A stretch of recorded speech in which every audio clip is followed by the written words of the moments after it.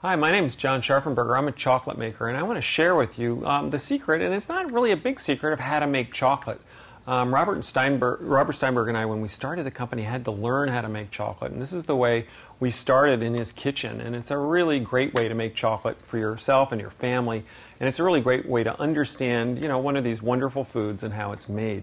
What you need to have to start is actually cocoa beans. This is what cocoa beans or cacao looks like. These are the beans of the fruit of the cacao. They have a little shell on them, and they need to be roasted and have the shells taken off. They're very hard to find in the United States and really anywhere. So what I suggest you do is find these nibs. These are actually cacao beans that have been roasted and deshelled, and we sell them at Scharfenberger, and Dagoba sells them as well. So you can find these in really good cooking stores, as well as on our websites. So these are really the fundamental building blocks of what good chocolate is. And what we're going to try and do today is actually make a chocolate to our own taste. I like sort of an 80% chocolate. You might want a 70% one, or you could have it with no sugar at all. And so what we're going to do today is actually just mix it to my taste today. And we're going to do that by adding 8 spoons of nibs.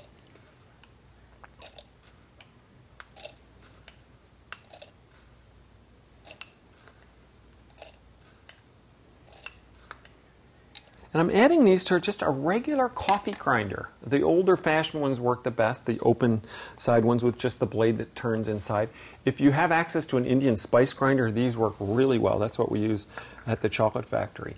So I'm going to add 2 parts of sugar to 8 parts of nibs, and this is going to give us an 80% chocolate. So it's not a very sweet chocolate, but one that's got lots of great flavors. The other thing that, because we're using nibs haven't been, these are not going to be finely ground, and so because of that, they're going to have lots more interesting flavors that you're not going to find in chocolate. So the next step is actually to grind this mixture down to a fine paste. It's going to take about 5 minutes, so you got to be ready for that. And during this period of time, about every minute, you have to open up the grinder and scrape down the sides. So let's get grinding.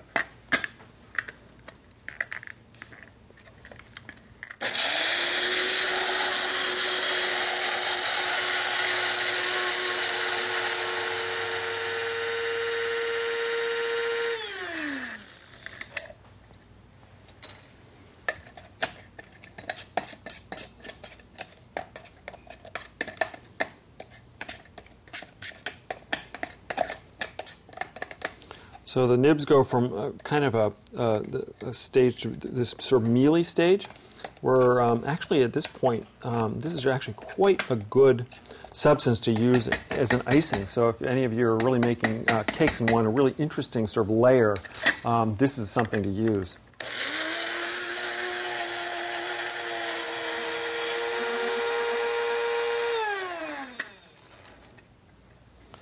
Alrighty, the chocolate's now starting to get pretty liquid, so I think at this time it's about ready to start thinking about how we want to flavor the chocolate.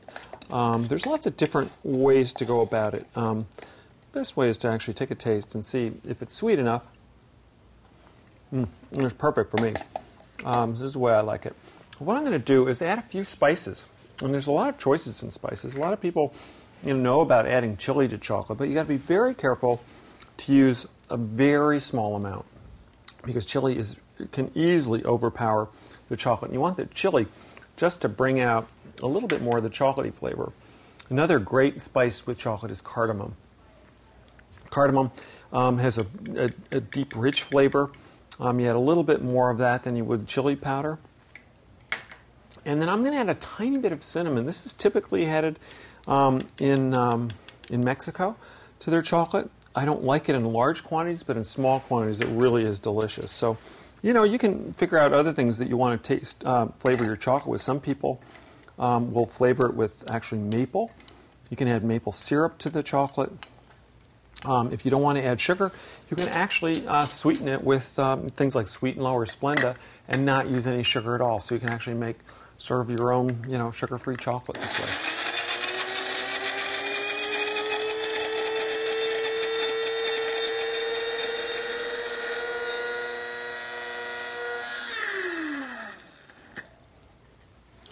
Okay, I think this chocolate's finally liquefied. It takes about 5 minutes. if your grinder gets a little hot while you're doing it, just let it rest a sec. That's pretty typical. So what we're going to do is take this chocolate and add it to a mortar and pestle. And I've already done a few batches in this mortar and pestle. And so we're going to finish it all off together. It helps if the chocolate starts to harden to put the mortar and pestle in a microwave to warm it up. This kind of imitates what actually happens in the grinders at our chocolate factory. You actually want to have kind of a hot grinder finishing off the chocolate.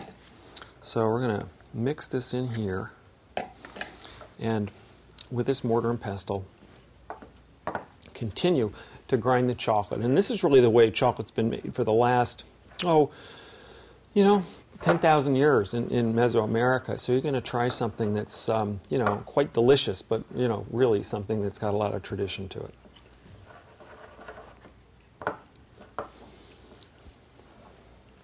So when you're ready to, you finally got the chocolate down to the point where it's liquid, it's time to eat it. So you can either mold it out, or, it's pretty hard to fight kids away from it. And what usually happens in my house is everybody eats it with spoons.